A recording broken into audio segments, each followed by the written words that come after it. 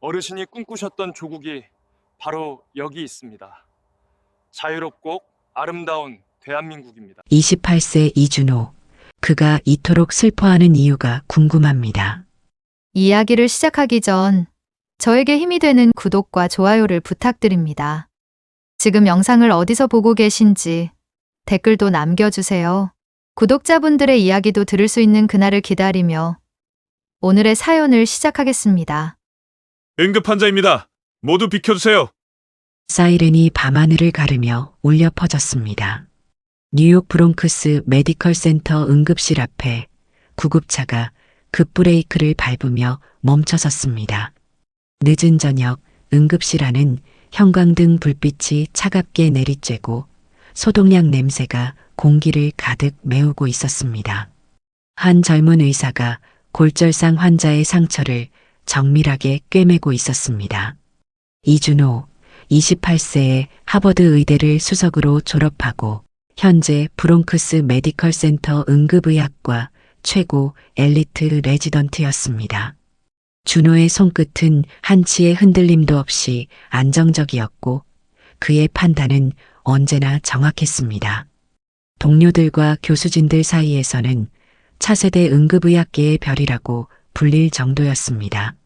교통사고 환자 응급실로 들어갑니다. 70대 여성, 의식 잃고 출혈이 심합니다. 구급대원이 소리치며 스트레처를 급히 밀고 들어왔습니다.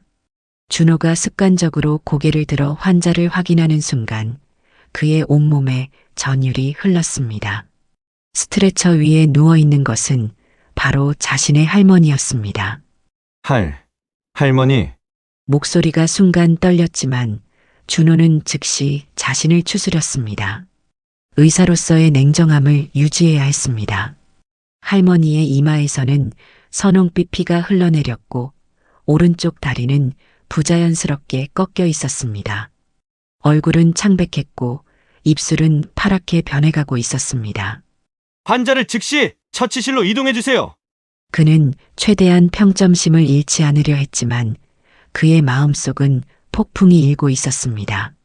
다른 의료진들과 함께 할머니를 처치실로 옮기면서 준호는 신속하게 상태를 점검했습니다.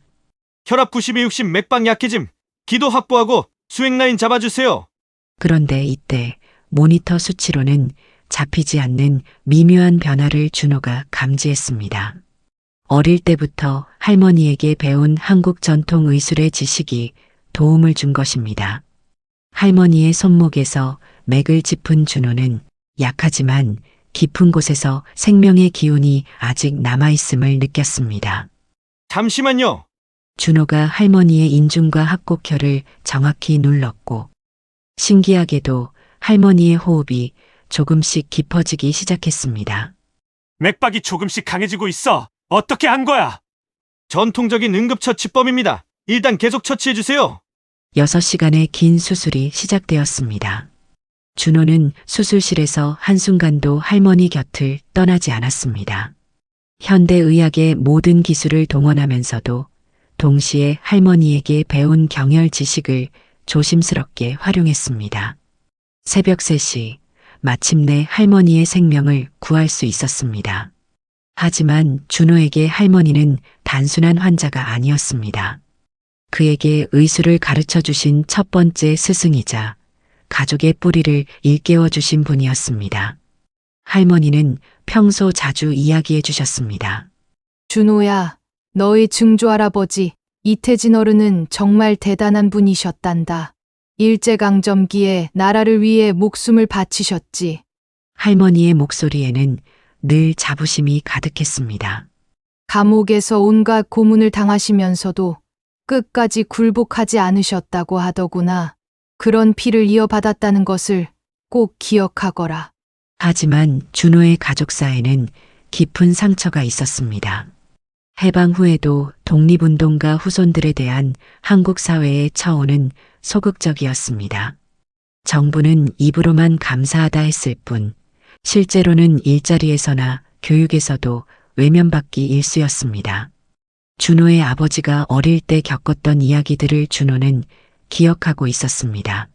면접에서 독립운동가 후손이라고 하면 오히려 골칫거리 취급을 받았고 혹시 빨갱이 아니냐는 시선까지 받아야 했단다. 그래서 준호의 가족들은 결국 미국으로 이민을 올 수밖에 없었던 것입니다. 조국을 위해 희생한 가문이 정작 그 조국에서는 환영받지 못하는 아이러니였습니다. 우리가 잘못한 게 뭐가 있다고. 나라를 구한 분들 후손인데. 이런 가족의 아픔을 준호도 어린 시절부터 짊어지고 살았습니다. 미국에서도 마찬가지였습니다. 학교에서 한국 전쟁이나 일제강점기 이야기가 나오면 친구들이 무심코 던지는 말들이 있었습니다. 준호네 할아버지는 독립운동했다며? 그럼 영웅이네. 근데 왜 너네는 여기 와서 살아? 한국에서 잘 안 해줬나 봐. 대답하기 어려운 질문들이었습니다.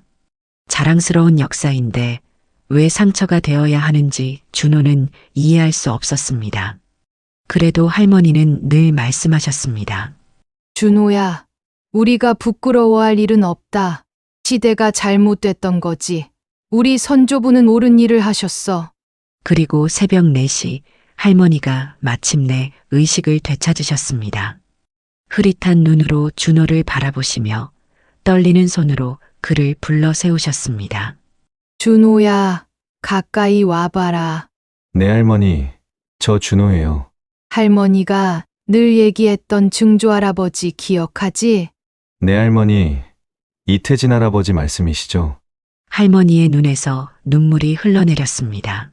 그분이 일본 감옥에서 돌아가시고 어디에 묻히셨는지 아무도 몰라. 할머니의 목소리가 점점 약해졌습니다. 평생 가슴 아팠다. 고향 땅에 계시지도 못하고. 할머니, 힘드시면 나중에 말씀하세요. 아니야, 이제 시간이 얼마 없어 준호야. 할미가 너한테 부탁한다. 네가 좀 찾아다오. 할머니가 준호의 손을 꼭 잡으셨습니다. 일본에 계신 증조할아버지를 찾아서 고국으로 모셔와다오. 할 수 있겠니? 할머니, 우리 준호 믿는다. 그 말을 마지막으로 할머니는 다시 깊은 잠에 빠져드셨습니다. 며칠 후 할머니는 끝내 깨어나지 못하고 세상을 떠나셨습니다. 장례를 치르고 난 후 준호는 병원 장실을 찾았습니다. 휴가를 낸다고? 갑자기 왜? 개인적으로 꼭 해야 할 일이 생겨서 일본에 좀 다녀오겠습니다. 그럼 언제 돌아올 예정인가? 준호는 잠시 망설였습니다. 죄송합니다. 정확히는 모르겠습니다. 찾아야 하는 분이 계세요. 병원장이 의아한 표정을 지었지만 준호의 진지한 눈빛을 보고 더 이상 묻지 않았습니다. 그날 밤 준호는 할머니의 유품을 정리하면서 생각에 잠겼습니다. 할머니, 약속드린 대로 꼭 찾아드릴게요. 증조할아버지를 꼭 고향 땅으로 모셔올게요. 창밖으로는 뉴욕의 야경이 반짝이고 있었지만 준호의 마음은 이미 멀리 태평양 건너편을 향하고 있었습니다. 그 무렵 태평양 건너편 일본에서는 완전히 다른 풍경이 펼쳐지고 있었습니다. 가마쿠라, 도쿄에서 1시간 거리의 고즈넉한 고도였습니다. 천년의 세월을 품은 이 작은 도시는 마치 시간이 멈춘 듯 고요하고 아름다웠습니다. 4월 중순, 벚꽃이 절정을 이루던 계절이었습니다. 하치망고 신사로 이어지는 단카즈라 길에는 수백 년 된 벚나무들이 터널을 이루며 꽃잎의 천막을 드리우고 있었습니다. 연분홍 꽃잎들이 봄바람에 실려 눈송이처럼 흩날리면 돌길 위로 부드러운 꽃비가 내렸습니다. 공기 중에는 벚꽃의 은은한 향기와 함께 바다에서 불어오는 짠내가 살짝 섞여 있었습니다. 이 아름다운 풍경 속에서 한 미국 가족이 천천히 걸어가고 있었습니다. 데이비드 윌슨 45세였습니다. 시애틀에서 소프트웨어 회사를 운영하는 그는 평소 일에만 매달려 살던 전형적인 미국 사업가였습니다. 하지만 지금 그의 얼굴에는 일할 때의 진지한 표정 대신 마치 소년처럼 순수한 미소가 떠올라 있었습니다. 와, 정말 믿을 수 없을 만큼 아름답구나. 사진으로만 봤을 때랑은 완전히 다르네. 그 옆을 걸어가는 여성은 사라 윌슨, 42세였습니다. 시애틀 종합병원에서 15년간 근무해온 베테랑 간호사인 그녀는 늘 환자들을 돌보느라 바빴지만 오늘만큼은 온전히 가족만을 위한 시간이었습니다. 사라가 남편의 팔짱을 끼며 말했습니다. 여보, 우리가 이렇게 여행 온 게 언제였더라? 에밀리 태어나고 나서 처음인 것 같은데. 그러게 말이야. 그동안 내가 자기랑 에밀리한테 너무 소홀했지? 두 사람 앞에서는 올해 18살이 된 딸 에밀리가 스마트폰으로 벚꽃 터널을 열심히 촬영하고 있었습니다. 하버드 대학교 입학이 확정된 영리한 소녀였지만 지금은 그냥 여행을 즐기는 평범한 10대처럼 들떠 있었습니다. 엄마, 아빠, 여기 정말 인스타그램에 올려도 될 만큼 예쁘다. 마치 동화 속 같아. 에밀리가 부모님 쪽으로 뛰어와 셀카봉을 들었습니다. 우리 가족 사진 찍어요. 벚꽃 터널을 배경으로 세 가족이 환하게 웃는 모습이 담겼습니다. 그들은 하치망구 신사 경내로 들어갔습니다. 800년 된 거대한 은행나무가 하늘을 찌를 듯 서 있었고 붉은 토리이문 너머로는 웅장한 본전이 자리 잡고 있었습니다. 경내는 고요했습니다. 관광객들도 이곳에서는 자연스럽게 목소리를 낮췄고 새들의 지저귐과 바람 소리만이 은은하게 들렸습니다. 여기 공기가 정말 맑고 평화롭다. 마음이 정화되는 느낌이야. 에밀리는 신기한 듯 주변을 둘러보았습니다. 아빠, 저 나무는 몇백 년 된 거래요? 나 저렇게 큰 나무 처음 보는 것 같아. 그러게. 아빠도 이렇게 큰 은행나무는 처음 보는 게 역사가 느껴지는구나. 가족들은 본전 앞에서 잠시 조용히 서 있었습니다. 비록 종교는 달랐지만 이 신성한 공간이 주는 평화로움을 온몸으로 느끼고 있었습니다. 그들은 신사를 나와 고마치도리 상점가로 향했습니다. 좁은 골목길 양쪽으로는 수십 년, 수백 년 된 작은 상점들이 다정하게 늘어서 있었습니다. 전통 과자를 파는 가게, 손으로 직접 만든 도자기를 파는 곳, 작은 카페와 소바 전문점들. 모든 것이 아기자기하고 따뜻했습니다. 엄마, 저기 말차 아이스크림 파는 곳이 있어요. 먹어볼까요? 그래, 우리 다 같이 먹어보자. 일본 와서 말차 안 먹어보면 섭섭하지. 세 사람은 말차 아이스크림을 하나씩 사서 작은 벤치에 나란히 앉았습니다. 달콤하면서도 은은하게 쌉쌀한 맛이 입안에 퍼졌습니다. 마음이 차분해지는 게 오기를 진짜 잘한 것 같아. 그러게요. 병원에서 매일 바쁘게 뛰어다니느라 이렇게 가족끼리 천천히 시간 보낸 게 정말 오래된 것 같아. 에밀리가 부모님 사이에 쏙 끼어 앉으며 말했습니다. 우리 돌아가기 전까지 좋은데 많이 가보자. 너무 좋아. 데이비드가 딸의 머리를 쓰다듬으며 미소 지었습니다. 그래. 앞으로는 일 때문에 가족 시간 놓치지 말자. 아빠가 더 신경 쓸게. 우리 딸? 오후가 되자 가족들은 유이가하마 해변으로 향했습니다. 4월의 바다는 아직 차가웠지만 백사장에는 따스한 햇살이 반짝였습니다. 멀리 에노시마 섬이 보였고 그 너머로는 후지산의 실루엣이 희미하게 떠올라 있었습니다. 파도가 백사장에 부서지며 만드는 소리는 마치 자장가 같았습니다. 갈매기들이 하늘을 자유롭게 날아다니며 가끔 바다 위로 내려앉기도 했습니다. 바다가 너무 예뻐요. 물이 이렇게 맑을 수가 있나요? 에밀리는 신발을 벗고 백사장을 뛰어다녔습니다. 마치 어린아이로 돌아간 것처럼 순수하게 웃으며 파도가 발끝을 스치는 느낌을 즐겼습니다. 사라와 데이비드는 모래사장에 나란히 앉아 딸의 모습을 바라보았습니다. 에밀리가 저렇게 해맑게 웃는 모습을 보는 게 언제부터였을까? 그러게 말이야. 우리 딸이 이렇게 예쁘게 웃는구나. 데이비드가 사라의 손을 잡았습니다. 결혼한 지 20년이 넘었지만 지금 이 순간만큼은 처음 만났을 때처럼 설레는 마음이었습니다. 여보, 이 여행을 제안해줘서 고마워. 고맙기는 우리 가족이 함께 있으면 어디든 좋아요. 해가 서쪽으로 기울어가자 하늘은 점점 붉게 물들기 시작했습니다. 세 가족은 바다를 바라보며 나란히 앉아 있었습니다. 하늘이 주황색, 분홍색, 보라색으로 변해가는 장관을 감상하며 조용히 이야기를 나눴습니다. 아빠, 엄마, 저 정말 행복해요. 이런 시간이 영원히 계속되면 좋겠어요.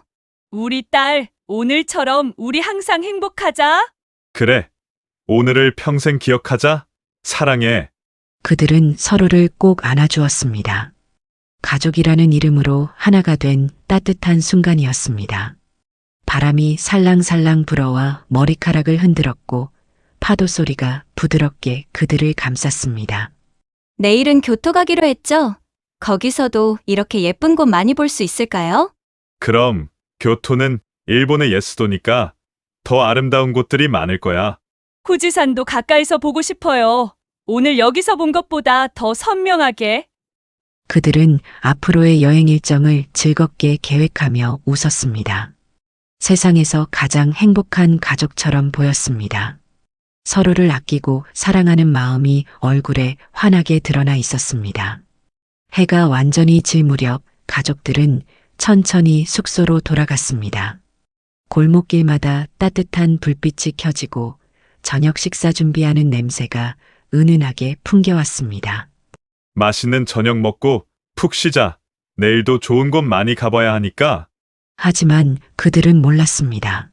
내일이 그들의 인생을 완전히 바꿔놓을 거라는 사실을. 평범하고 행복했던 이 순간이 앞으로 더욱 소중한 기억이 될 거라는 사실을 말입니다. 다음 날 나리타 국제공항에는 태평양을 건너온 대한항공 여객기가 활주로에 착륙했습니다. 긴 휴가를 낸 준호는 입국장 문을 나서며 깊은 숨을 들이쉬었습니다. 공항 밖 공기는 뉴욕과는 달랐습니다. 봄꽃 향기와 함께 어딘지 모르게 낯선 냄새가 섞여 있었습니다. 준호의 손에는 할머니가 남겨주신 낡은 수첩이 들려 있었습니다. 그 안에는 할머니가 평생에 걸쳐 모은 정보들이 적혀 있었습니다. 이태진 1895년생, 경상북도 안동 출신, 1944년 도쿄 스가모 감옥에서 옥사. 단 몇 줄뿐이었지만 이것이 준호가 가진 유일한 단서였습니다.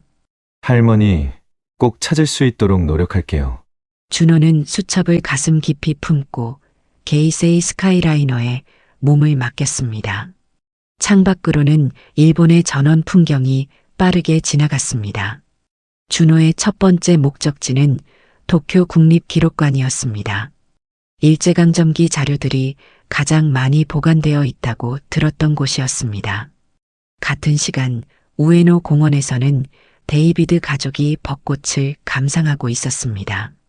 어제 벚꽃의 기억에 매료되어 교토로 가기 전에 도쿄의 유명한 우에노 공원을 들러보기로 계획을 바꾼 것이었습니다. 와, 여기 벚꽃이 가마쿠라보다 더 화려해요. 정말 장관이네요.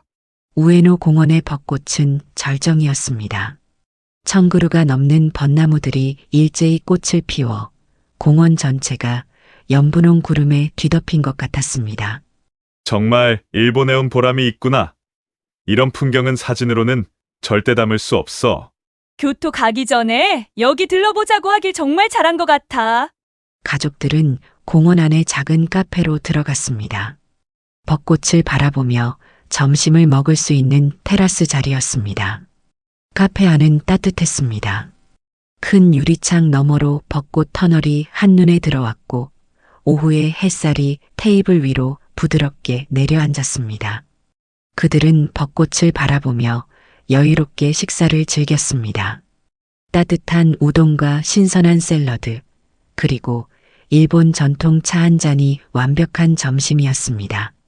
한편 몇 블록 떨어진 국립기록관에서는 준호가 자료를 찾고 있었습니다.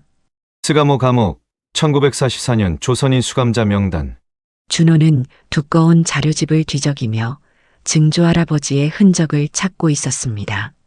오래된 종이에서는 먼지 냄새가 났고 일본어로 빼곡히 적힌 글자들이 그의 눈을 피로하게 했습니다. 죄송하지만 오늘은 여기까지입니다. 2시에 문을 닫습니다. 준호가 시계를 보니 오후 1시 50분이었습니다. 네, 알겠습니다. 내일 다시 오겠습니다. 준호는 아쉬운 마음으로 기록관을 나섰습니다. 첫날 치고는 별다른 성과가 없었지만 포기할 수는 없었습니다. 오후 2시 10분, 준호는 우에노 공원 입구 근처를 걷고 있었습니다. 잠시 벚꽃이라도 보면서 마음을 달래려고 했습니다. 바로 그 순간이었습니다. 땅이 갑자기 흔들리기 시작했습니다. 처음에는 작은 진동이었습니다. 마치 지하철이 지나가는 것 같은 미세한 떨림이었습니다. 하지만 곧 그 진동이 격렬해졌습니다. 오후 2시 14분, 진도 7.2의 강진이 도쿄를 강타했습니다. 준호가 서 있던 아스팔트 도로에 금이 갔습니다. 가로등이 좌우로 심하게 흔들렸고 전봇대에서 스파크가 튀었습니다. 지진이다! 준호는 즉시 주변을 둘러봤습니다. 사람들이 비명을 지르며 뛰어다니고 있었습니다.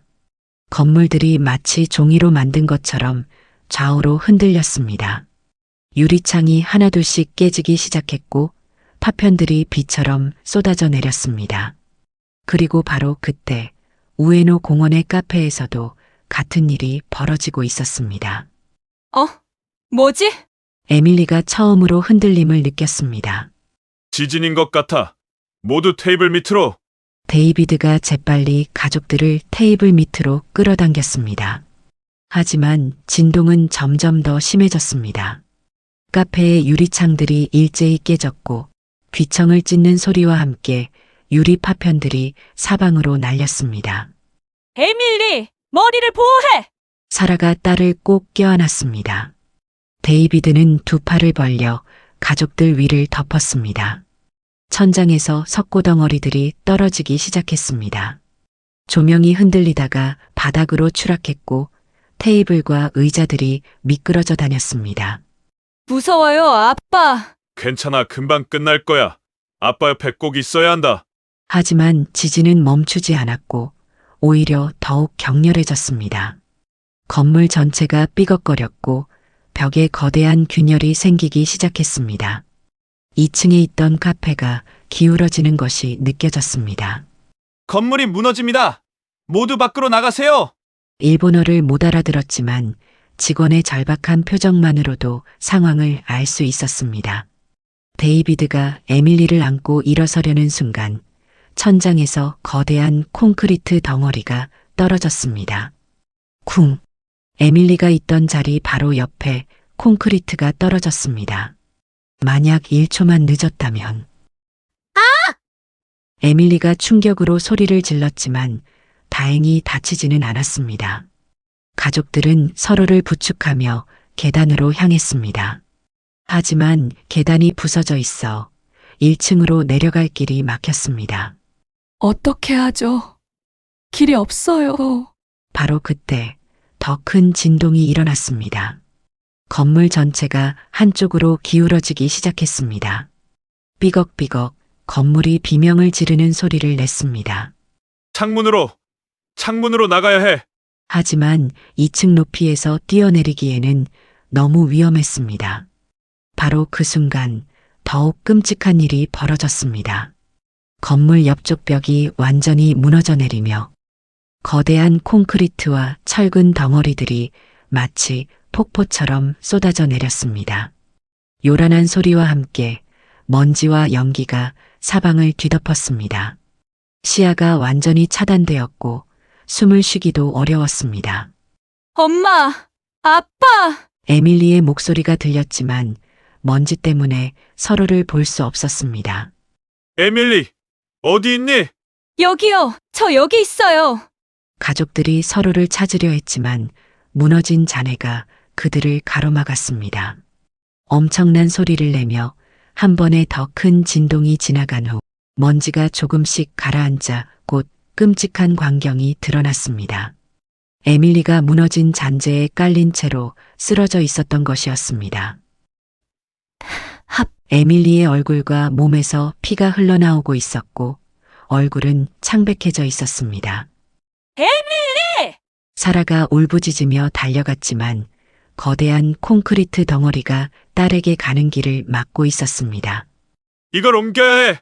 데이비드가 맨손으로 콘크리트를 밀어보려 했지만 너무 무거웠습니다.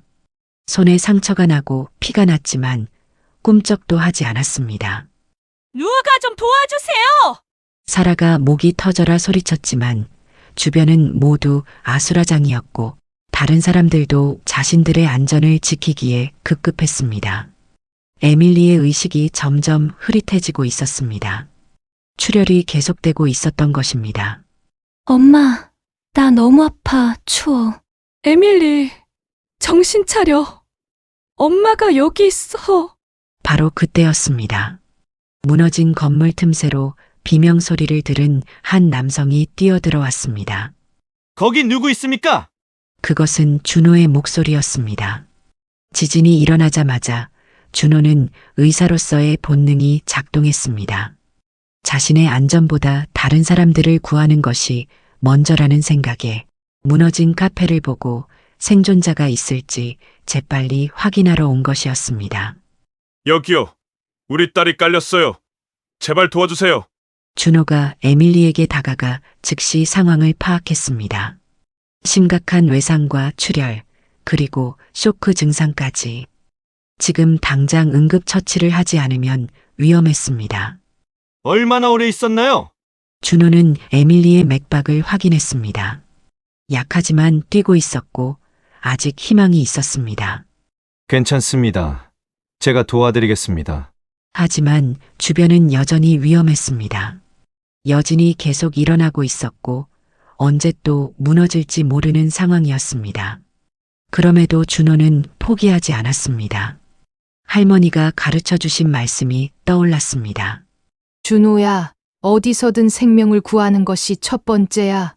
너희 증조부님이 그러셨던 것처럼. 준호가 에밀리의 허벅지 근처 혈자리를 정확히 누르자 다행히도 출혈이 조금씩 줄어들기 시작했습니다. 조금만 참으세요. 출혈이 우선 멈추면 좀 괜찮아질 거예요. 하지만 진짜 문제는 지금부터였습니다. 에밀리의 다리를 누르고 있는 거대한 콘크리트 덩어리를 어떻게든 옮겨야 했습니다. 데이비드가 즉시 달려들었습니다. 제가 도울게요. 뭐든 시키세요. 두 사람이 힘을 합쳐 콘크리트를 밀어봤지만 꿈쩍도 하지 않았습니다. 더 많은 사람이 필요해요.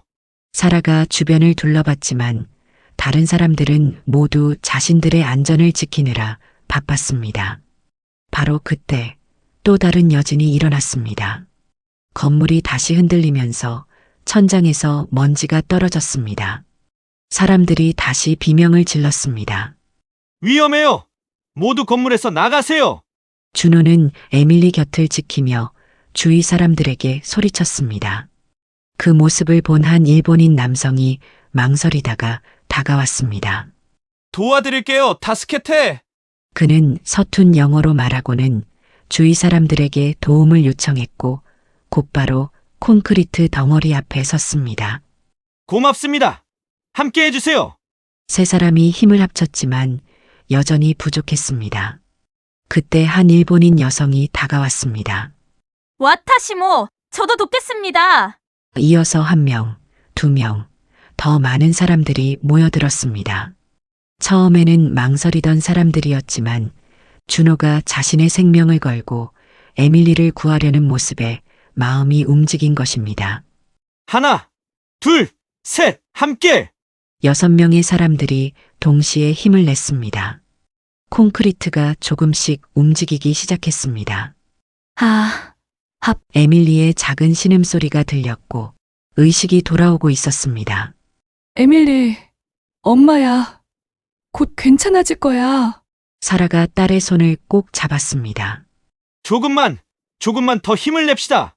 마침내 콘크리트 덩어리가 에밀리의 다리에서 완전히 벗어났습니다.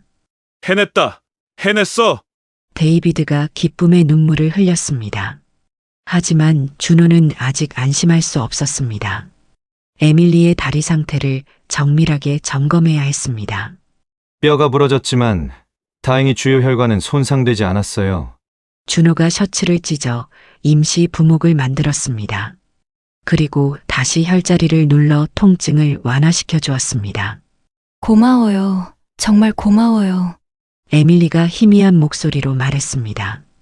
바로 그때 멀리서 사이렌 소리가 들려왔습니다. 구급차가 도착했지만 현장은 아수라장이었습니다. 부상자가 너무 많았고 의료진도 부족했습니다. 그때 일본인 의료진 한 명이 준호에게 다가왔습니다. 실례지만 혹시 의사신가요? 네, 응급의학과 의사입니다. 그렇다면 조금만 도와주실 수 있으실까요? 지원이 나오기 전까지만 부탁드립니다. 준호는 주저하지 않았습니다. 물론입니다. 준호가 다른 부상자들에게 달려가자 일본 의료진들이 놀라워했습니다. 그의 신속하고 정확한 판단, 그리고 특별한 치료법에 감탄했습니다. 이 지압법은 뭔가요? 정말 신기합니다. 지금처럼 아무 도구가 없는 응급 상황에서 쓰는 방법이에요. 한국에서 전해 내려온 처치법인데 맨손만으로도 출혈을 멈추고 쇼크를 방지할 수 있거든요. 1시간 동안 준호는 일본 의료진과 함께 10여 명의 환자를 치료했습니다. 현대의학과 동양 전통의학이 만나 더 큰 시너지를 발휘한 것입니다. 정말 놀랍습니다. 이 한국인 의사. 정말 대단해요. 들것에 실려 에밀리는 안전하게 구급차로 이동됐고 그 사이 데이비드와 사라가 준호에게 달려왔습니다. 정말 어떻게 감사를 드려야 할지 모르겠습니다. 당신이 없었다면 우리 딸은 그렇게 감사와 안도의 마음이 교차하며 두 사람의 눈에 눈물이 가득했습니다. 괜찮습니다. 의사라면 당연히 해야 할 일이었어요. 그때 콘크리트를 함께 옮겨준 일본인들도 다가왔습니다. 정말 감사했습니다. 당신 덕분에 우리도 사람을 도울 수 있었어요. 언어는 달랐지만 그들의 마음은 하나였습니다. 재난 앞에서 국경도, 인종도, 언어도 중요하지 않았습니다. 오직 한 생명을 구하겠다는 마음만이 있을 뿐이었습니다. 준호는 그 순간을 평생 잊지 못할 것 같았습니다. 할머니가 말씀하신 대로 어떤 상황에서든 길은 있었습니다. 그리고 그 길은 혼자가 아닌 함께 걸어야 하는 길이었습니다. 해가 서쪽으로 기울어 가자 우에노 공원은 조금씩 평온을 되찾기 시작했습니다. 구조 작업이 대부분 마무리되고 부상자들은 병원으로 이송되었습니다. 준호가 마지막으로 현장을 정리하고 있었을 때 준호를 유심히 보고 있었던 일본인 의사가 다가와서 물었습니다. 혹시 성함이 어떻게 되실까요? 이준호입니다. 오늘 정말 큰 도움을 받았습니다. 혹시 며칠 더 도쿄에 계실 예정인가요? 네, 개인적인 일이 있어서 당분간 머물 예정입니다. 그럼 내일 도쿄대학병원에서 만나뵐 수 있을까요? 오늘 치료받은 환자들의 경과를 함께 보고 싶습니다. 준호는 고개를 끄덕였습니다. 뜻밖의 인연이 시작되는 순간이었습니다. 저녁 노을이 우에노 공원을 붉게 물들이고 있었습니다. 아침에 아름다운 벚꽃이 지진으로 많이 떨어져 있었지만 여전히 나무에는 꽃이 남아 있었습니다. 생명의 힘은 그렇게 강했습니다. 어떤 재난이 와도 다시 일어서고 다시 피어나는 것이었습니다. 준호는 할머니의 수첩을 꺼내 들었습니다. 할머니, 오늘 저는 많은 것을 배웠어요. 역시 혼자서는 할 수 없는 일도 함께하면 할 수 있다는 것을. 그리고 생명을 구하는 일에는 국경이 없다는 것을 알았습니다. 그리고 마음속으로 다짐했습니다.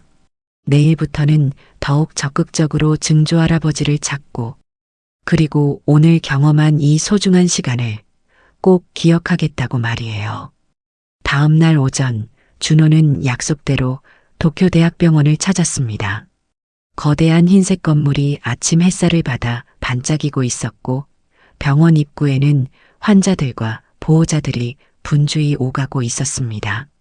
어제 함께 일했던 일본 여의사 사토 유키가 로비에서 준호를 기다리고 있었습니다. 준호 선생님, 어서 오세요. 어제 정말 고생 많으셨습니다. 안녕하세요. 어제 치료받은 환자들은 어떤가요? 대부분 상태가 좋아졌어요. 선생님의 처치법이 정말 효과적이었습니다. 준호는 안도의 한숨을 쉬었습니다. 그런데 사토 의사의 표정이 갑자기 어두워졌습니다. 하지만 안타깝게도 에밀리 양의 상태가 좋지 않습니다. 그 말을 들은 준호의 얼굴이 굳어졌습니다. 무슨 일인가요? 새벽에 갑자기 고열이 나기 시작했어요. 감염 증상이 나타나고 있습니다. 두 사람은 서둘러 에밀리가 입원한 병실로 향했습니다. 복도를 걸어가면서 그녀가 조심스럽게 말했습니다. 준호 선생님, 하나 더 말씀드릴 게 있어요. 우리 원장님이 조금 까다로우신 분이셔서 의사로서 오신 게 아니고 면회 오신 것처럼 행동해 주세요. 네. 무슨 말씀인지 알겠습니다. 외국인 의사의 진료 개입을 매우 엄격하게 금지하시거든요. 병원의 자부심이 상당하시고 규정도 철저히 지키시는 분이라 이해 부탁드려요. 준호는 불안한 마음이 들었지만 일단 에밀리의 상태를 확인하는 것이 먼저였습니다. 병실 문을 열자 데이비드와 사라가 침대 옆에 앉아 걱정스러운 얼굴로 딸을 지켜보고 있었습니다. 에밀리는 얼굴이 창백했고 거친 숨을 몰아쉬며 이마에는 식은땀이 맺혀 있었습니다. 선생님, 오셨어요. 사라가 반가운 듯 일어났지만 곧 눈물을 흘렸습니다. 저희 아이가 갑자기 이상해졌어요. 새벽부터 열이 39도까지 올라갔어요. 제발 우리 딸을 봐주세요. 준호는 급한 마음에 사토 선생의 말을 잠시 잊고 고통스러워하는 에밀리에게 다가가 상태를 살펴보려 했습니다. 그 순간 병실 문이 열리고 키가 크고 인상이 엄한 70대 남성이 들어왔습니다. 하얀 가운에는 야마다 히로시 원장이라는 명패가 달려 있었습니다. 당신 지금 여기서 뭘 하고 계신 거죠? 야마다 원장의 목소리는 차갑고 권위적이었습니다. 원장님, 이분이 어제 말씀드린 한국인 의사 선생님입니다. 아, 그렇군요. 어제는 응급 상황이었으니 어쩔 수 없었지만 지금은 다릅니다. 뒤로 물러나세요. 야마다 원장이 준호를 향해 단호하게 말했습니다. 저희 병원 규정에 따라 외국인 의사는 우리 병원에서 진료 행위를 할 수 없습니다. 이해해 주시기 바랍니다. 하지만 환자의 상태가 규정은 규정입니다. 예외는 있을 수 없어요. 그때 에밀리의 아버지 데이비드가 급히 일어나며 말했습니다. 잠깐만요. 이 의사 선생님이 어제 우리 딸의 생명을 구했어요. 그건 감사하게 생각합니다. 하지만 병원에는 지켜야 할 원칙이 있습니다. 제발요. 우리 딸이 죽어가고 있어요. 사라가 울며 매달렸지만 야마다 원장은 흔들리지 않았습니다. 우리 의료진이 최선을 다하고 있습니다. 더 이상 논의할 것은 없습니다. 준호는 복도에 홀로 앉아 있었습니다. 에밀리의 고통스러운 숨소리가 계속 귓가에 맴돌았고 부모의 절규하는 모습이 눈에 선했습니다. 또다시 이런 벽에 막히는구나. 할머니가 말했던 차별의 기억이 되살아났습니다. 아버지가 겪었던 냉대, 자신이 어릴 때 느꼈던 소외감. 하지만 포기할 수는 없었습니다. 에밀리를 살려야 했으니까요. 그때 사토 의사가 다가왔습니다. 준호 선생님, 죄송합니다. 말씀드린 대로 저희 원장님은 단호하십니다. 에밀리 환자의 정확한 상태가 어떤가요? 안타깝고 죄송하지만 저희도 방법을 찾지 못하고 있습니다. 감염이 급속도로 퍼지고 있는데 일반적인 치료법으로는 한계가 있습니다. 미국으로 후송은 어떤가요? 지금 상태로는 이동 자체가 위험해요. 비행기를 못 합니다. 준호의 머릿속이 복잡해졌습니다. 의사로서 손 놓고 있을 수만은 없었고 그녀를 꼭 살려내고 싶다는 간절한 마음이 들었지만 규정의 벽이 막고 있었습니다. 바로 그때 병실에서 비명소리가 들려왔고 준호와 사토 의사가 급히 뛰어갔습니다. 에밀리가 갑작스럽게 경련을 일으키고 있었고 모니터의 수치들이 급격히 떨어지고 있었습니다. 폐혈성 쇼크예요. 응급처치가 필요해요. 사토 의사와 간호사들이 급히 응급처치를 시작했지만 에밀리의 상태는 계속 악화되고 있었습니다.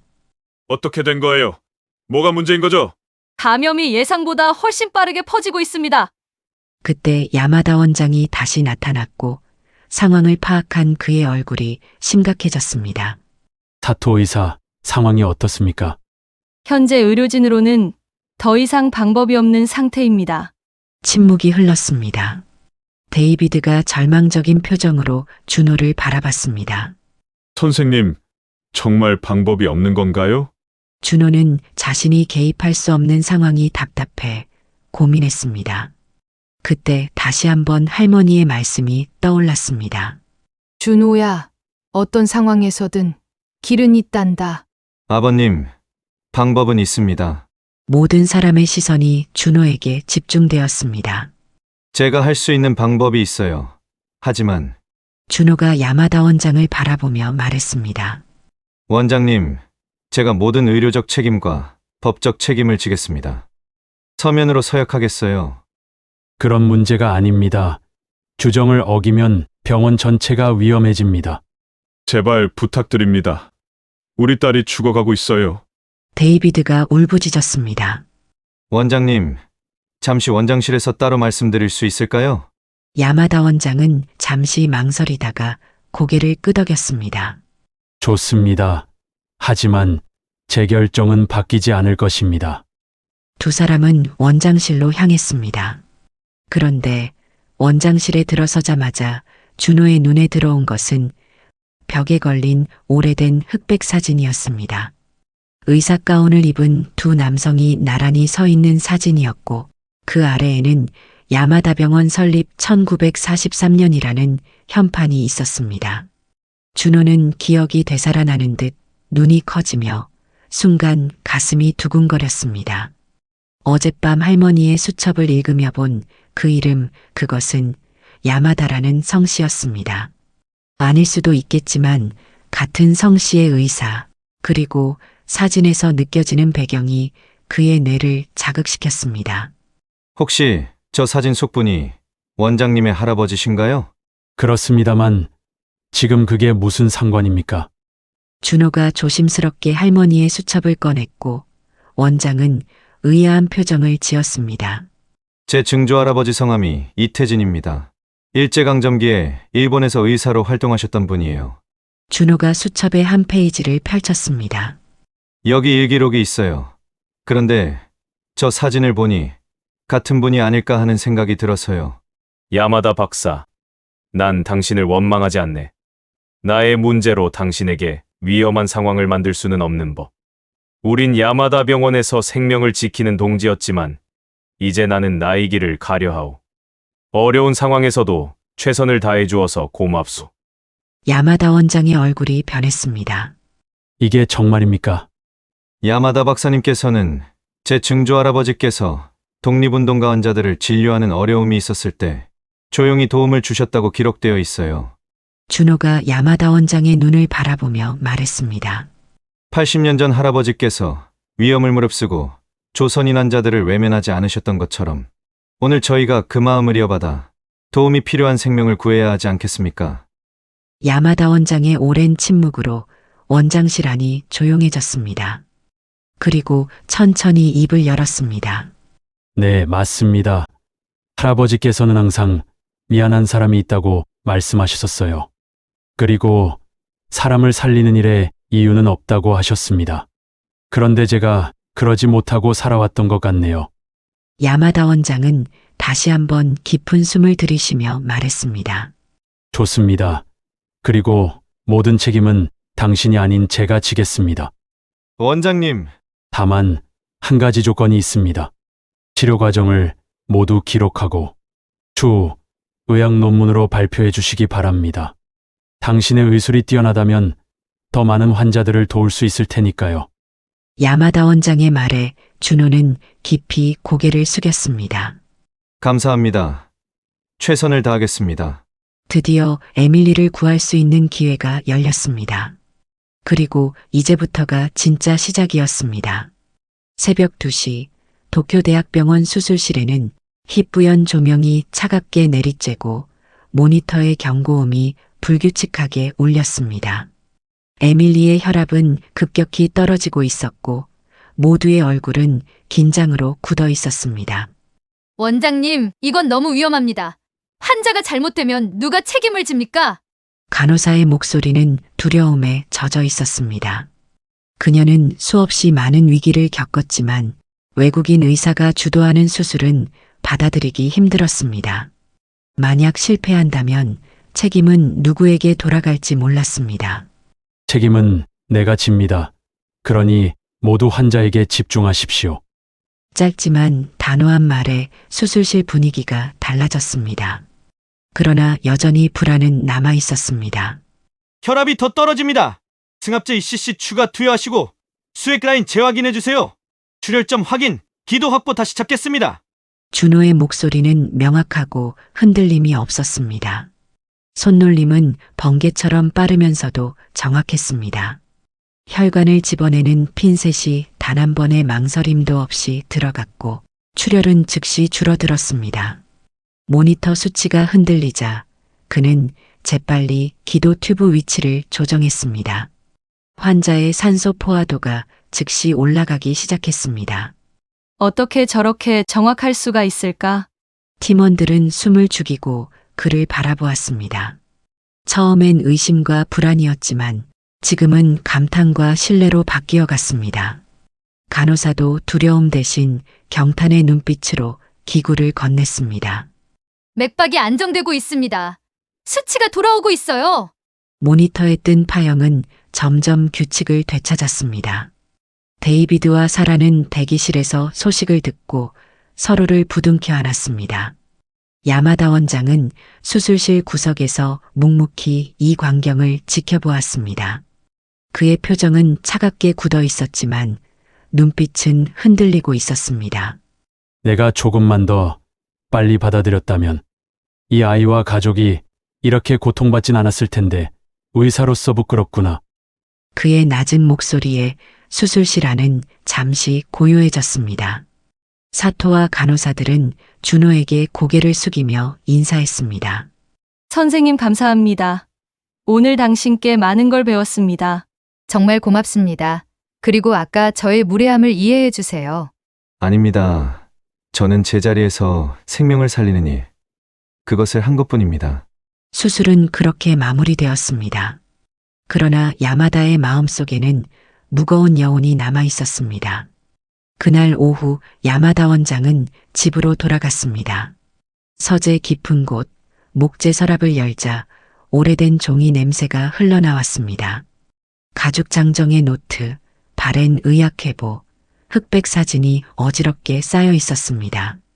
그는 떨리는 손끝으로 한 장 한 장을 넘겼습니다. 그리고 마침내 멈췄습니다. 1944년 스가모 감옥 수감자 명부. 거기엔 한 이름이 또렷이 남아 있었고 그는 그 글자를 따라갔습니다. 이태진, 미기환. 명부에 적힌 미기환은 고국으로 돌아오지 못한 채 끝내 생을 마쳤다는 뜻이었습니다. 그 한 문장에는 누군가의 삶과 희생, 그리고 한 가족의 아픔이 고스란히 담겨 있었습니다. 정말 당신이셨군요. 할아버지께서 끝내 지켜주지 못한 동료라고 말씀하시던 그 이름. 옆에는 흰 가운을 입은 두 남자가 나란히 선 오래된 사진이 있었습니다. 자신의 조부와 그리고 준호의 증조부. 세월을 넘어 다시 맞닿은 얼굴이었습니다. 야마다의 눈가가 젖어들었고 그는 긴 한숨을 내쉬며 속삭였습니다. 할아버님의 빚은 제가 갚겠습니다. 다음 날 야마다 원장은 병원 회의실로 준호를 불렀습니다. 손에는 오래된 서류철이 들려 있었습니다. 당신의 증조부 기록을 찾았습니다. 이제 제가 돕겠습니다. 고국으로 돌아가실 수 있도록. 준호의 눈이 흔들렸습니다. 그토록 헤맸던 길, 마침내 그 문이 열리고 있었습니다. 아침 햇살이 병실 창가로 스며들었습니다. 밤새 꺼지지 않던 기계음도 이제는 차분히 고른 리듬을 타고 있었습니다. 하얀 침대 위에서 에밀리가 천천히 눈을 떴습니다. 에밀리, 이제 정신이 좀 드니? 하느님 감사합니다. 딸의 미약한 눈동자가 움직이는 순간 사라의 눈에서 눈물이 터져 나왔습니다. 데이비드도 두 손으로 얼굴을 감싸며 안도의 한숨을 길게 내쉬었습니다. 간밤의 공포가 물러가고 병실은 조용히 숨을 돌렸습니다. 준호는 뒤에서 가만히 지켜보고 있었습니다. 환자의 의식이 돌아오는 이 순간 의사로서 가장 벅찬 시간이었습니다. 그의 뒷목에는 아직도 땀방울이 맺혀 있었지만 표정은 담담했습니다. 엄마, 아빠. 그래, 우리 딸. 아빠야, 이제 괜찮으니까 푹 쉬고 일어나자. 사토 의사가 눈시울을 붉히며 조용히 말했습니다. 정말 다행입니다. 이제 가장 힘든 고비는 넘겼어요. 병실 안은 울음과 웃음이 뒤섞여 흘러넘쳤습니다. 그 순간 데이비드가 준호 쪽으로 다가와 두 손을 꼭 잡았습니다. 준호를 꼭 잡은 두 손이 떨리고 있었습니다. 선생님, 뭐라고 감사해야 할지 모르겠습니다. 덕분에 우리 가족은 다시 함께 숨을 쉴 수 있게 되었어요.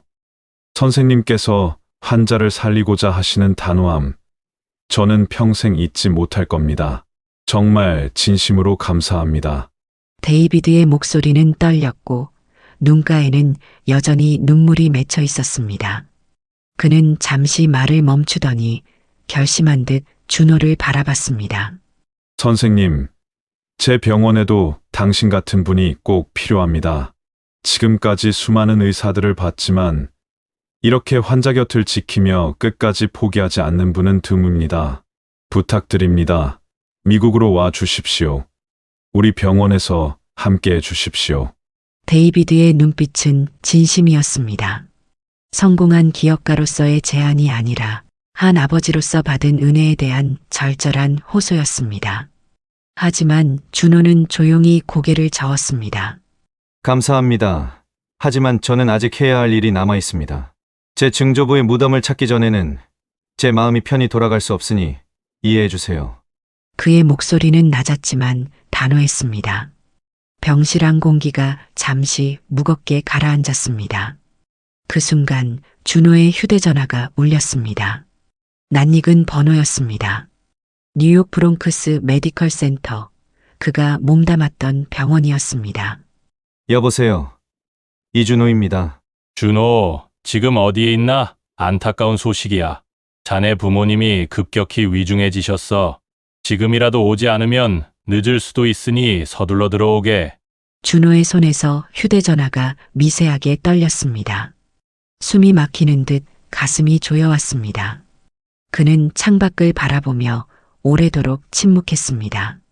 벚꽃잎이 바람에 흩날려 병실 안으로 날아들어 바닥에 조용히 내려앉았습니다.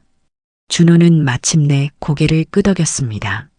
떠나야 할 시간임을 받아들인 것이었습니다. 그날 오후 준호는 병원 현관 앞에 섰습니다. 사토와 간호사들이 아쉬움 가득한 눈빛으로 그를 배웅했습니다. 준호 선생님, 꼭 다시 오실 거죠? 준호는 잠시 말을 잇지 못하다가 짧게 미소 지었습니다. 예, 증조부님을 모셔 반드시 돌아올 겁니다. 그때 야마다 원장이 다가왔습니다. 엄격했던 표정은 여전히 굳어 있었지만 목소리에는 묘한 떨림이 담겨 있었습니다. 아까 말씀드린 내용을 곧 보여드리려 했는데 이렇게 갑자기 떠나시니 안타깝습니다. 우선 부모님께 가십시오. 기록을 확인하고 제가 알아보고 있겠습니다. 준호의 눈빛이 놀람과 기대, 그리고 아쉬움으로 흔들렸습니다. 그토록 찾아 헤맸던 길이 눈앞에 있었지만 지금은 부모님의 곁으로 가야 했습니다. 그는 사람들과 깊이 인사를 나눈 뒤 병원을 나섰습니다. 도쿄 거리는 여전히 분주했지만 그의 눈에는 오직 하나의 풍경만 보였습니다. 고향으로 돌아가야 한다는, 그리고 언젠가 다시 이곳으로 오겠다는 결심이었습니다. 그때 뒤에서 데이비드의 목소리가 들려왔습니다. 조심히 가셔서 부모님 건강 잘 챙기십시오. 에밀리가 회복되면 저도 곧 미국으로 돌아가 연락드리겠습니다. 정말 고마웠습니다, 선생님. 준호는 말없이 고개를 숙였습니다. 그의 마음은 이미 무거웠지만 동시에 앞으로 가야 할 길이 분명히 그려지고 있었습니다. 3개월 후 뉴욕 브롱크스 메디컬 센터 회복실이었습니다. 창가로 스며드는 따스한 햇살이 하얀 침대를 부드럽게 감쌌고 준호의 어머니는 평온하게 숨을 쉬고 있었습니다. 당뇨 합병증으로 악화됐던 신부전이 현저히 개선됐고 혈압과 맥박도 안정적이었습니다. 준호가 직접 집도한 8시간의 정밀 수술이 기적 같은 성공을 거둔 것입니다.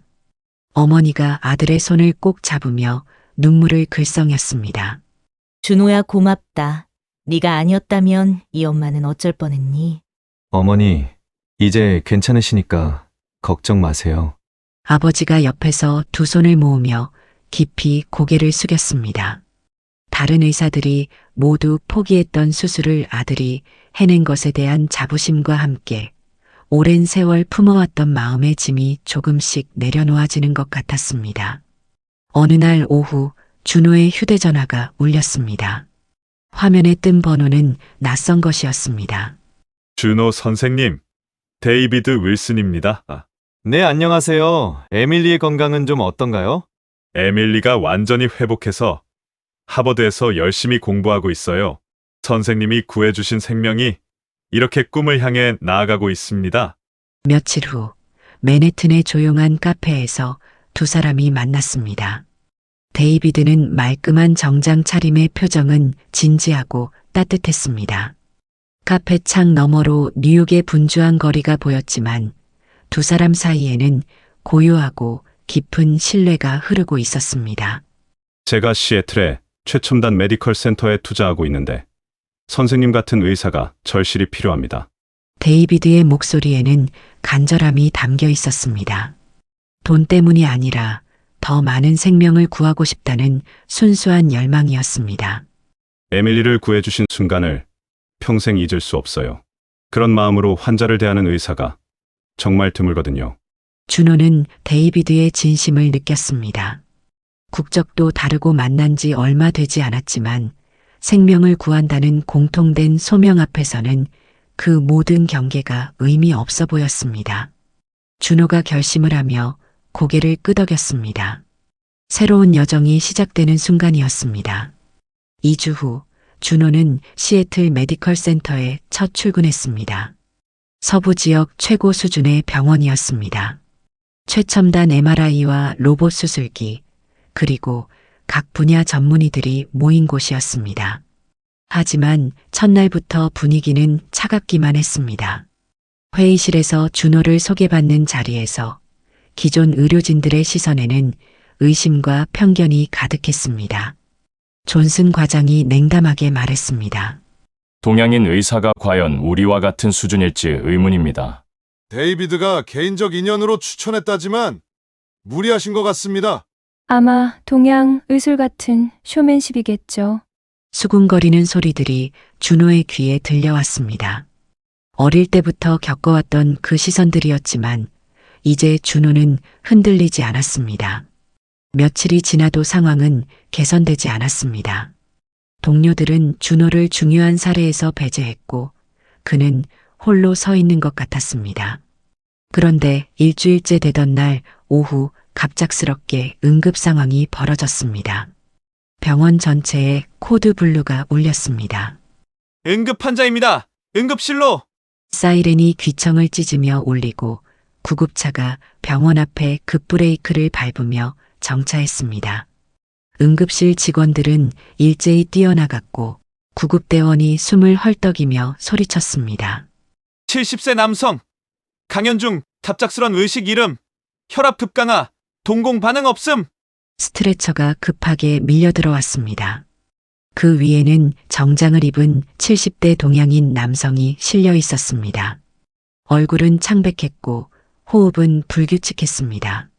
고전하정 교수님입니다. 일본에서 오신 저명한 역사학자세요. 고전하전 박사는 일본 근현대사 분야의 세계적 권위자였습니다. 워싱턴 대학에서 특별 강연을 하던 중 갑자기 쓰러진 것이었습니다. 존슨 과장이 즉시 달려와 환자 상태를 확인했습니다. 맥박은 미약했고 혈압은 계속 떨어지고 있었습니다. 즉시 CT 촬영하고 응급실 1번으로. 15분 후 CT 결과가 나왔습니다. 의료진들의 얼굴이 일제히 어두워졌습니다. 뇌간 부위에 광범위한 출혈이 확인된 것입니다. 뇌간은 호흡과 심장 박동을 조절하는 생명의 중추이며 가장 접근하기 어렵고 위험한 부위였습니다. 이건 수술이 거의 불가능한 위치다. 자칫 잘못하면 환자의 생명이 위험한 걸 아는 의료진들이 하나둘 고개를 저었습니다. 그들의 표정에는 포기의 그림자가 드리워져 있었습니다. VIP 환자인데 실패하면 누가 책임질 거야? 솔직히 성공 확률이 10%도 안 될 것 같은데. 의료진들은 서로 눈치만 보며 망설였습니다. 너무 위험한 수술이었고 실패할 경우에 책임이 두려웠습니다. 바로 그때 준호가 조용히 일어섰습니다. 제가 해보겠습니다. 모든 시선이 준호에게 집중됐고 존슨 과장이 비웃듯 말했습니다. 뇌간 출혈을 어떻게 한다고? 실패하면 당신이 책임질 수 있어? 동양인이 우리도 못하는 걸 할 수 있다고? 동료들의 시선에는 의심과 함께 약간의 시기심도 섞여 있었습니다. 새로운 외국인이 자신들을 뛰어넘으려 한다는 불쾌감이었습니다. 하지만 준호의 목소리는 확신에 차 있었습니다. 미세현미경 하에서 경사각 접근법을 사용하면 가능합니다. 모든 책임은 제가 지겠습니다. 결국 다른 대안이 없던 상황에서 준호가 수술을 주도하게 됐습니다. 모든 것을 걸어야 하는 순간이었습니다. 수술실 문이 닫히고 8시간의 긴 사투가 시작됐습니다. 수술실 안은 긴장으로 가득했습니다. 존슨 과장을 비롯해 여러 의료진이 지켜보는 가운데 준호는 깊은 숨을 들이쉬며 마음을 가다듬었습니다. 메스. 간호사가 메스를 건넸습니다. 준호의 손은 전혀 떨리지 않았습니다. 첫 번째 절개가 시작됐습니다. 피부, 근육층, 그리고 두개골에 이르기까지 모든 과정이 정확무비했습니다. 두개골을 열자 뇌조직이 드러났습니다. 붓기와 압박으로 인해 정상적인 색깔을 잃고 있었습니다. 뇌압이 상당히 높습니다. 감압부터 시작하겠습니다. 준호의 손끝에는 하버드 의대에서 체득한 최첨단 의학 지식과 타고난 천재적 직감, 그리고 무엇보다 생명을 구하겠다는 불굴의 의지가 담겨 있었습니다. 미세한 혈관 하나하나를 정확히 구분해내고 출혈점을 찾아 정밀하게 지혈했습니다. 뇌간 주변의 위험한 신경다발들을 조심스럽게 피해가며 한치의 실수도 용납되지 않는 정밀함으로 수술을 이어갔습니다. 출혈 부위 확인, 클립 적용합니다. 혈압 상승하고 있습니다. 뇌압도 정상화되고 있어요. 계속 진행하겠습니다. 지켜보던 동료들의 표정이 점점 놀라움으로 바뀌어 갔습니다. 저렇게 정확할 수가. 미세혈관까지 완벽하게 잡고 있어. 우리가 시도도 못한 각도에서 접근하고 있어. 저걸 정말 해내는 거야? 4시간, 5시간, 6시간. 시간이 흘러도 준호의 집중력은 흔들리지 않았습니다. 마치 시간이 정지한 것처럼 오직 환자의 생명에만 모든 에너지를 쏟고 있었습니다. 마침내 가장 어려운 부분이 성공적으로 마무리됐습니다. 주출혈점 완전 지혈 완료. 뇌압 정상치 회복. 수술실에 안도의 한숨이 흘렀지만 아직 끝나지 않았습니다. 봉합과 마무리 과정도 똑같이 중요했습니다. 2시간 후 드디어 모든 수술이 완료됐습니다. 수술 완료했습니다.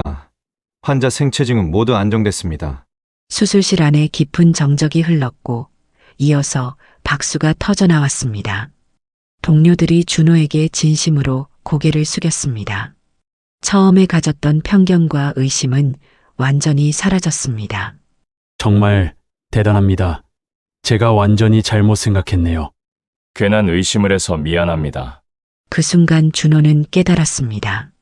자신이 지켜온 신념과 실력, 그리고 조상들로부터 물려받은 불굴의 정신이 이렇게 하나로 어우러져 기적을 만들어낼 수 있다는 것을. 며칠 후 고전 교수가 의식을 회복했습니다. 간병인과 함께 휠체어를 타고 바람을 쐬러 나온 그는 복도에서 준호가 전화하는 모습을 목격했습니다. 야마다 선생님, 증조할아버지 이태진, 스가모가목. 그 말을 들은 고전 교수의 눈이 번쩍 떴습니다. 평생을 일본 근현대사 연구에 바쳐온 그에게는 매우 익숙한 이름들이었습니다. 전화를 마친 준호에게 고전 교수가 다가왔습니다. 혹시 이태진이라는 분이 선생님과 어떤 관계가 되실까요? 네, 제 증조할아버지입니다. 정말입니까? 무슨 일이 있으신 건지는 모르겠지만 제가 도울 수 있는 일이 있을 것 같습니다. 저는 일본 독립운동사를 전문으로 연구해 왔거든요. 준호의 가슴이 뛰기 시작했습니다. 특히 스가모 감옥 관련 자료를 20년 넘게 수집해 왔어요. 수감자 명단, 사망 기록, 매장지 정보까지 모두 있습니다. 정말 그런 자료가 있으신가요? 네. 그리고 도쿄대학 사료편찬소와도 긴밀한 관계가 있어서 공식 기록에 없는 자료들도 접근할 수 있습니다. 운명적인 만남이었습니다. 준호가 구한 생명이 이번에는 그에게 가장 필요한 도움의 손을 주게 된 것이었습니다. 얼마 후 고전 교수는 회복되자마자 즉시 자신의 연구실로 돌아갔습니다. 그리고 20년간 모아온 방대한 자료들을 뒤지기 시작했습니다. 스가모 감옥 수감자 명부, 일제강점기 조선인 사망자 기록, 도쿄 일대 공동묘지 배치도 모든 것을 샅샅이 검토했습니다. 한편 준호도 야마다 원장에게 상황을 설명했습니다. 야마다 원장은 고전 교수와 직접 연락을 취했고 두 사람은 서로의 자료를 공유하기 시작했습니다. 2주간의 치밀한 조사 끝에 마침내 결정적인 단서를 찾아낸 것입니다. 그날 저녁 준호는 떨리는 마음으로 야마다 원장에게서 온 전화를 받았습니다. 드디어 찾았습니다. 고전 교수님 덕분에 스가모 감옥 기록과 공동묘지 위치까지 모두 확인했습니다. 준호의 눈에서 뜨거운 눈물이 흘러내렸습니다. 축하드립니다. 80년 만에 증조할아버지를 고국으로 모셔갈 수 있게 되셨습니다. 한 달 후 모든 절차가 완료됐습니다. 고전 교수의 전문적 조언과 데이비드의 전폭적 지원, 그리고 야마다 원장의 헌신적 노력이 하나로 모아져 기적을 만들어냈습니다. 일본 도쿄 스가모 감옥역 공동묘지에서 80년 만에 독립운동가 이태진님의 유해가 발견된 것입니다. 한 달 후 도쿄 교회의 작은 공동묘지였습니다. 오랜 세월의 닳고 다른 비석들 사이에서 마침내 그 이름을 찾을 수 있었습니다. 조선인 이태진, 1944년 서거. 준호는 떨리는 두 손으로 작은 나무 상자를 받아들였습니다. 그토록 찾던 증조할아버지, 조국 광복을 위해 목숨을 바친 그분의 마지막 흔적이었습니다. 눈물이 주르륵 흘러내렸지만 마음은 오히려 평온했습니다. 80년 만에 이루어진 재회였습니다. 그리고 마침내 한국 국립현충원이었습니다. 늦은 봄 오후 따스한 햇살이 묘역 전체를 황금빛으로 물들이고 있었습니다. 태극기가 바람에 펄럭이며 엄숙한 분위기가 현충원 전체를 감돌고 있었습니다. 준호의 가족들이 검은 정장을 입고 숙연하게 서 있었습니다. 그리고 놀랍게도 태평양 건너편에 있는 많은 사람들도 함께 자리했습니다. 데이비드와 사라, 그리고 완전히 회복된 에밀리가 정중한 예복을 입고 참석했습니다. 그들의 얼굴에는 깊은 감동과 존경이 어려 있었습니다. 야마다 원장은 80년 전 자신의 조부가 지키지 못했던 약속을 이제야 함께 이룰 수 있게 된 것에 대한 벅찬 감동의 눈물을 흘리고 있었습니다. 고전 교수는 휠체어에 앉아 있었지만 그의 눈빛은 누구보다 진지했습니다. 평생 연구해온 역사가 살아있는 현실로 다가온 순간이기 때문이었습니다. 시애틀 메디컬 센터의 존슨 과장과 동료 의사들도 함께 왔습니다. 처음에는 편견을 가졌던 그들이지만 이제는 준호를 진심으로 존경하며 그의 뜻깊은 순간을 함께하고자 먼 길을 마다하지 않은 것이었습니다. 군 의장대가 입장했습니다.